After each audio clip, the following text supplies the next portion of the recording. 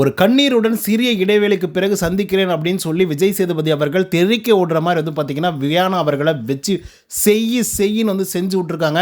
Not only Viana, ரம்யாவும் பிடிச்சி பொழந்து எடுத்திருக்காங்க. ஸோ அது என்ன அப்படிங்கிறத பற்றி இந்த வீடியோவில் முழுசாக வந்து பார்க்கலாம். ஸோ அதுக்கு முன்னாடி சப்ஸ்கிரைப் பண்ணி வச்சுக்கோங்க. அண்ட் லைக்கை போட்டு வீடியோ பாருங்கள். வாங்க இந்த வீடியோக்குள்ள வந்து போகலாம்.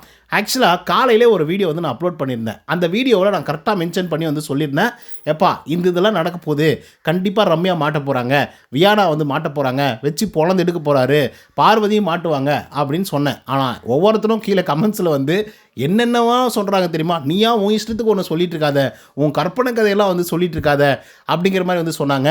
எப்பா சாமி, இதுதான் நடக்கும் அப்படிங்கிறது அப்டேட் வருது. அந்த அப்டேட்டை தான் நான் உங்களுக்கு வந்து சொல்கிறேன். அதுவும் பிரத்யேகமாக வந்து சொல்கிறேன். அதை விட்டுட்டு நீங்கள் என்னையே சந்தேகப்படுறீங்களே எப்படி அப்படின்னு கேள்வி கேட்குற அளவுக்கு வந்து இருந்துச்சு. பட் எனியோ நான் சொன்னது வந்து நடந்து விட்டது. ஓகேங்களா. இன்றைக்கான செகண்ட் ப்ரோமோலேயே வந்து பார்த்திங்க அப்படின்னா ரம்யாவை போட்டு பொலன்னு வந்து பொழந்து எடுத்திருக்காப்புல. ஏன்னா நான் முன்னாடியே வந்து சொன்னேன், பார்வதி அவர்கள் ரம்யா கிட்ட சொல்லியிருக்காங்க, அந்த பக்கெட்டை வச்சு விக்ரம் அவர்களை அந்த இடத்துலேருந்து எழுப்பலாம் அப்படின்னு வந்து சொல்லியிருப்பாங்க அப்படின்னு சொல்லி.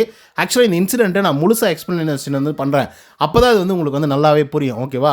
இப்போ ஒன்றும் இல்லைப்பா, விக்ரம் அவர்கள் வந்து அந்த நெக்லஸ்க்கு முன்னாடியே வந்து உட்காந்துட்டு இருந்தாப்புல. ஸோ அதனால் வந்து பார்வதி ஒரு ஸ்ட்ராட்டஜி வந்து பிளான் பண்ணாங்க.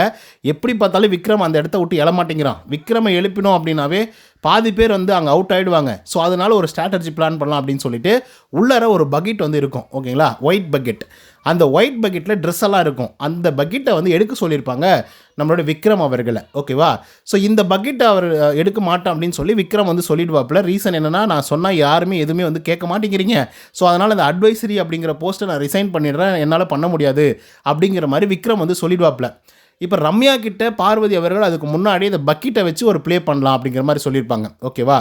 ஸோ அப்படி இருக்கும்போது என்ன ஆகும் அப்படின்னு பார்த்தீங்கன்னா, நம்மளுடைய பார்வதி அவர்கள் மறுபடியும் போய் தலைவர்கிட்ட, அதாவது ரம்யா கிட்ட சொல்லியிருப்பாங்க, டே அவன் எழவே மாட்டேங்கிறான், ஸோ அதனால் வந்து நீ போய் சொல்லு, அவன் எந்திரிப்பான் அப்படின்ற மாதிரி வந்து சொல்கிறாங்க. ஸோ இவங்க என்ன பண்ணுறாங்க அப்படின்னா, விக்ரம் கிட்ட போயிட்டு, விக்ரம் அந்த மாதிரி ஒரு பக்கெட் வந்து இருக்கான் ரெஸ்ட் ரூமில், அதை பற்றி சொல்லிக்கிட்டே வந்திருக்காங்க, ஸோ அதை எடுத்துகிட்டு வந்து அந்த இடத்துல வச்சிருப்பா அப்படிங்கிற மாதிரி சொல்லுவாங்க. இங்கே பாருங்கள், எனக்கு விருப்பம் இல்லை, ஆனால் நீங்கள் சொல்கிறீங்க அப்படிங்கிறதுனால நான் செய்கிறேன் அப்படிங்கிற மாதிரி விக்ரம் அவர்கள் வந்து கேப்டன் சொன்னதுனால அதை செஞ்சுருப்பாப்பில், எடுத்துகிட்டு வந்து முன்னாடி வச்சுருப்பாப்பில். ஓகேங்களா.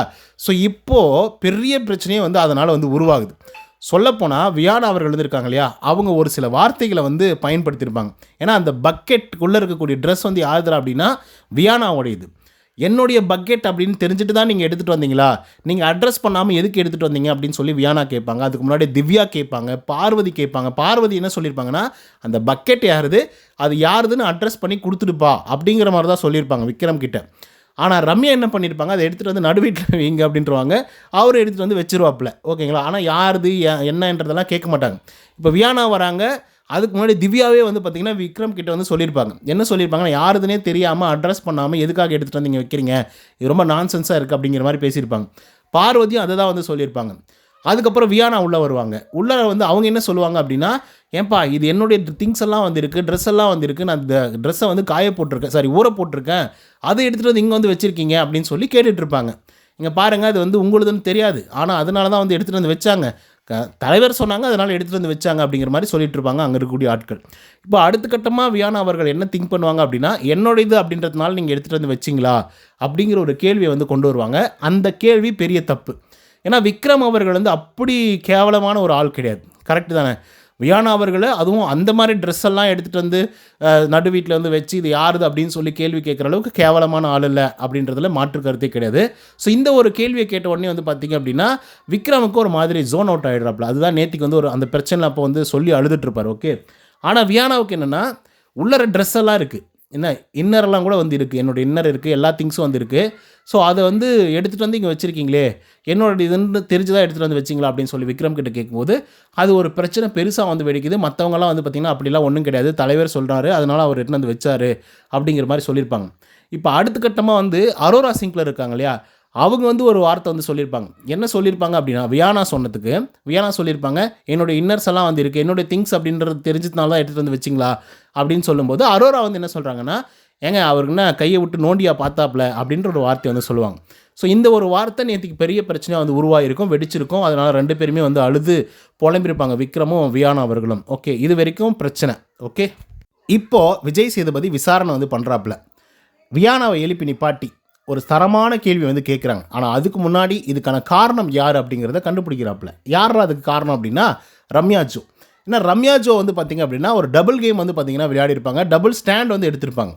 இது எதுக்காக சொல்கிறோம் அப்படின்னு பார்த்தீங்கன்னா, பார்வதி அவர்கள் ஃபஸ்ட்டே வந்து ரம்யா கிட்ட போய் சொல்லியிருப்பாங்க, நம்ம இந்த பக்கெட்டை வச்சு ஒரு விளையாட்டு விளையாடலாம், இதை வச்சு கொஞ்சம் டைவர்ட் பண்ணலாம் அப்படின்ற மாதிரி சொல்லியிருப்பாங்க. ரம்யா ஓகே சொல்லிடுவாங்க. ஓகேவா, ஆஸ் எ பிளேயராக அவங்க ஓகே சொல்லிடுவாங்க, டீம் பிளேயராக.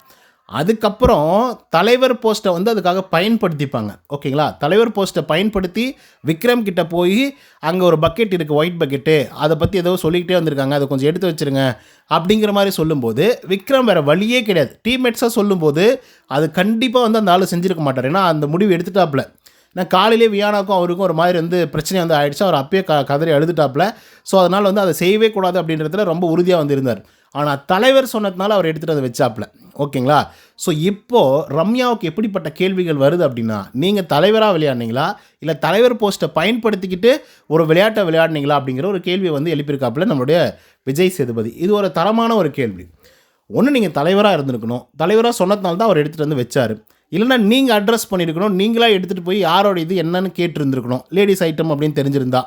ஸோ நீங்கள் விக்ரம்க்கு கூப்பிட்டு விக்ரம் கிட்ட கொடுத்து அதை சென்டர் வீட்டில் வெயின்னு சொல்லி அதுக்கப்புறம் அவ்வளோ பெரிய பிரச்சனை வருது, அதை நீங்கள் சால்வ் பண்ணல அப்படின்றதுனால ரம்யா அவர்களை போட்டு புழக்கிறாங்க. அதுக்கடுத்து வியானா கிட்ட வராங்க. வியானா, இந்த பிரச்சனை யாரோடையது அப்படின்றது உனக்கு தெரியும், உங்களோடது தான் தெரியும், திங்ஸ் உங்களோடது தான், ட்ரெஸ் உங்களோடது தான், ஓகே தான். இப்போ விக்ரம் அவர்கள் வேணுத்துக்குனே எடுத்துகிட்டு வந்து சென்டர் வீட்டில் வச்சாரா, அதுதான் கேள்வி. நீங்கள் ஃபஸ்ட்டு யாரை கேட்டிருந்துருக்கணும்? பாரு அவர்களை கேட்டிருக்கணும். பாரு தான் வந்து அதை எடுத்து அது என்னன்னு பாருங்கள் அப்படின்னு வந்து சொல்லியிருந்தாங்க. ஒன்று நீங்கள் பாருவை கேட்டிருக்கணும், இல்லை அப்படின்னா நீங்கள் ரம்யாவை கேட்டிருக்கணும். ஏன்னா அவங்க தலைவர் தான் வந்து சொல்லியிருக்காங்க எடுத்துகிட்டு வந்து அங்கே வைங்க அப்படின்னு சொல்லி. அப்போது நீங்கள் ஒன்று பாருவை கேட்டிருக்கணும், இல்லை ரம்யாவை கேட்டிருக்கணும். சம்மந்தமே இல்லாமல் தலைவர் சொன்னதுக்கப்புறம் விக்ரம் அவர்களை எடுத்துகிட்டு வந்து வச்சதுனால விக்ரமை கேட்டு என்ன நடக்க போகுது? இதில் கையை விட்டு நோண்டிங்களா, அதுக்கப்புறம் வந்து என்ன என்னுடைய திங்ஸ் அப்படின்னு தெரிஞ்சதுக்கப்புறம் தான் எடுத்துகிட்டு வந்து வச்சிங்களா அப்படின்னு சொல்லி சில வார்த்தைகளாக பயன்படுத்திங்களே, அதெல்லாம் எந்த விதத்தில் நியாயம் அப்படின்னு சொல்லி விஜய் சேதுபதி வந்து கேட்குறாப்புல. இப்போ நீங்கள் கோவப்பட வேண்டியது 2 பேர். ஒன்று, பார்வதி மேலே கோவப்பட்டிருக்கணும். ஏன்னா அவங்க வந்து அவங்களுடைய திங்ஸை வந்து நீங்கள் வந்து யாரோட இது அப்படின்னு சொல்லி பார்வதியாவது கேட்டிருந்துருக்கணும். ஆனால் அதை வச்சு ப்ளே பண்ணணும் அவங்க முடிவு பண்ணிட்டாங்க.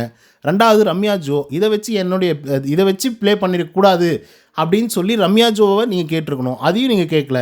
சம்மந்தமே இல்லாமல் விக்ரம் எதுக்காக கேட்குறீங்க அப்படின்னு சொன்ன உடனே பயங்கரமாக பிளாஸ்ட் ஆகிப்போச்சு. கடைசியாக வியானா அவர்கள் பயங்கரமான அழுகு மேலே அழுகையாக வந்து கொட்டிகிட்ருக்காங்க. ஸோ அதனால் நம்ம விஜய் சேதுபதி ஒரு கண்ணீருடன் ஒரு சிறிய இடைவெளிக்கு பிறகு நான் சந்திக்கிறேன் அப்படின்னு சொல்லிட்டு கிளம்பி போகிறாப்புல. ஸோ கண்டிப்பாக இன்னும் நிறைய விஷயங்கள் வந்து நடந்திருக்கா மக்களே. மொத்த பேரும் வச்சு செஞ்சுருக்காப்புலையாம், ஆதிரையெல்லாம் பொழந்து எடுத்துருக்காப்புலையாம். பார்ப்போம் என்ன நடக்குது அப்படின்னு சொல்லி. ஓகே மக்களே, இதுதான் இன்றைக்கி செகண்ட் ப்ரோமோடைய ரிவ்யூ. ஸோ இதை பற்றி உங்களோட கருத்துக்கள் என்ன அப்படிங்கிறத கமெண்ட்ஸில் வந்து சொல்லுங்கள். இந்த வீடியோ பிடிச்சிருந்தா லைக் அண்ட் சப்ஸ்கிரைப் பண்ண மறந்துடாதீங்க.